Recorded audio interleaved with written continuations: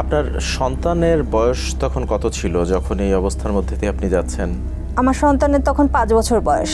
অর্থাৎ তেমন কিছুই তো বোঝার কথা না, না। ও তো আসলে ওই বোঝার কি, ও কিছুই বুঝে উঠতে পারে নাই, কারণ ও 5 বছর বয়সের একটা বাচ্চার তো কিছু বোঝার মধ্যে আসলে তখন কথা না, কারণ তখন হচ্ছে ওদের খেলার বয়স, ওদের আনন্দ করার বয়স।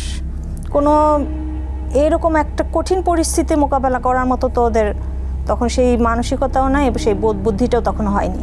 এবং আপনি সেই তখন থেকে আজ অবধি, অর্থাৎ এই 2013 সাল থেকে 2025 সাল এখনো পর্যন্ত আপনি খুঁজেই চলেছেন। হ্যাঁ, আমি এবং আমার ছেলে শুধুমাত্র একটা ছবি নিয়ে এই 12টা বছর আমি শুধু রাস্তায় দাঁড়ায় গেলাম, আমি এবং আমার ছেলে।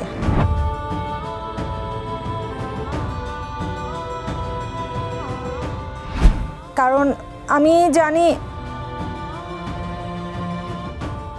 যে না পাওয়ার বেদনাটা কি।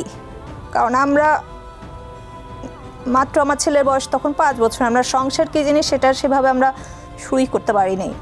তার আগেই আমাদের সংসার আগেই ভেঙে গেছে।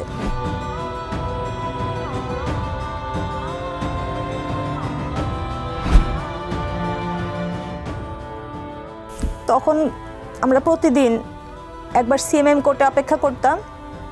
সিএমএম কোর্টে হয়তো আমার শ্বশুর শাশুড়িকে দাঁড় করায় রেখে আমি আবার চলে যেতাম ডিবি অফিসে।